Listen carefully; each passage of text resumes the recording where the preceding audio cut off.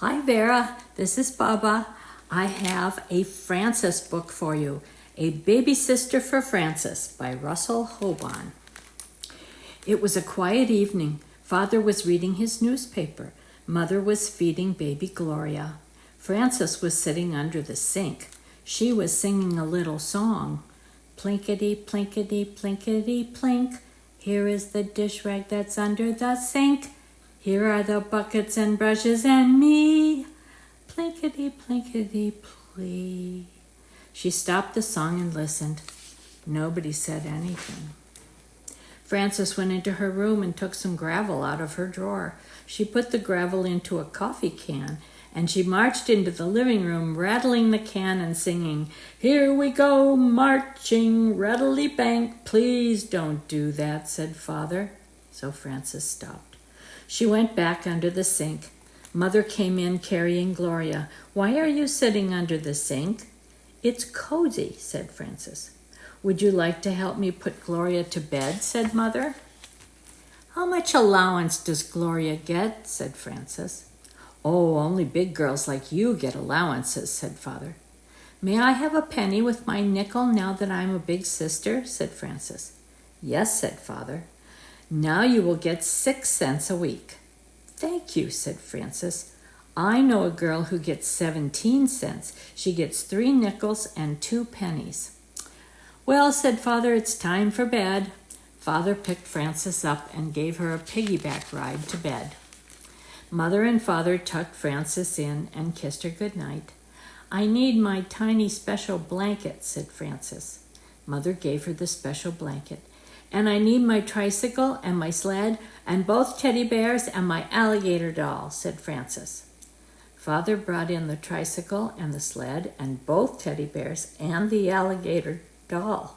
Mother and Father kissed her goodnight again, and Frances went to sleep. In the morning, Frances got up and washed and began to dress for school.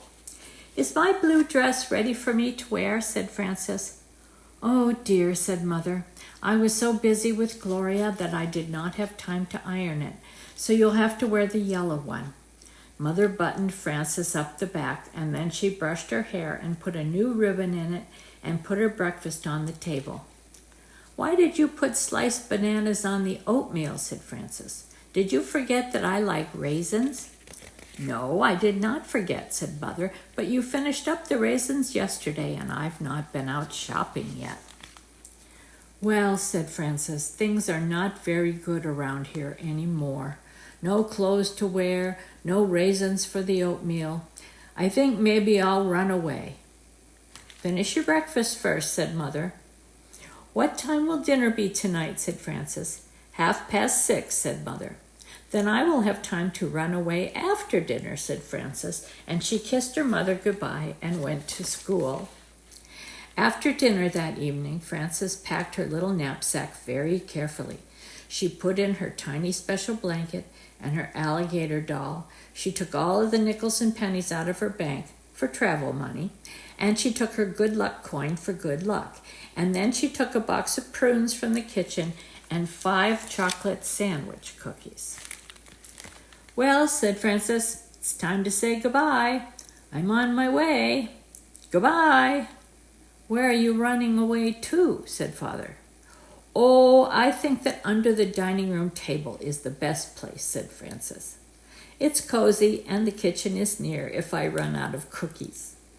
"That's a good place to run away to," said Mother, "but I'll miss you." "I'll miss you too," said Father. "Well," said Frances, "goodbye," and she ran away. Father sat down with his newspaper. Mother took up her knitting. "You know, it's not the same house without Frances," said Father. "That is exactly what I was thinking," said Mother. "The place seems empty without her." Frances sat under the dining room table and ate her prunes. "Even Gloria can feel it," said Mother. "A girl looks up to a big sister. I can hear her crying a little right now," said Father. Father picked up his newspaper, and then he put it down again. "I miss the songs that Frances used to sing. I was so fond of those little songs. Do you remember the one about the tomato? What does the tomato say early in the dawn? Sang Mother. Time to be all red again, now that night is gone, sang Father.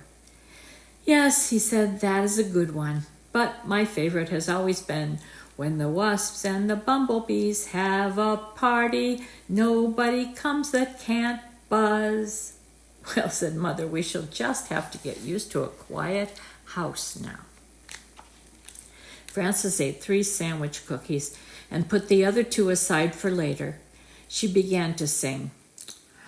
I am poor and hungry here, eating prunes and rice. Living all alone is not really very nice. She had no rice, but chocolate sandwich cookies did not sound right for the song. I can almost hear her now, said Father, humming the tune that Frances had just sung. She has a charming voice. It's just not a family without Frances, said Mother. Babies are very nice. Goodness knows I like babies, but a baby is not a family. Isn't that a fact, said Father. A family is everybody all together. Think how lucky Gloria is to have a sister like Frances, said Mother. Oh, I agree, said Father, and I hope that Gloria turns out to be as clever and good as Frances. With a big sister like Frances, she will turn out fine, said Mother. I wish I could hear from Frances, said Father, just to know how she is. I'd like to hear from Frances too, said Mother, and I'm not sure the sleeves are right on this sweater I'm knitting for her. Hello, called Frances from the dining room. I'm calling on the telephone. Hello, this is me. Is that you? Hello, said Mother. This is us. How are you? I am fine, said Frances. This is a nice place, but you miss your family when you're away. How are you? We are all well, said Father, but we miss you too. Don't worry, I will be home soon, said Frances, and she hung up. Frances said that she will be home soon, said Father. I think I'll bake a cake, said Mother.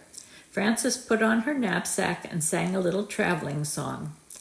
Big sisters really have to stay at home, not travel far away, because everybody misses them and wants to hug and kisses them.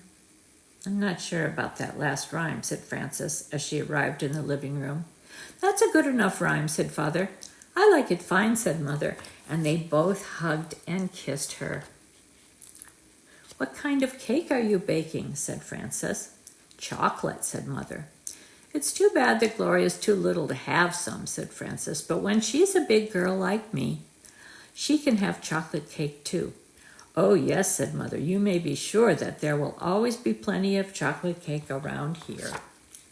The end.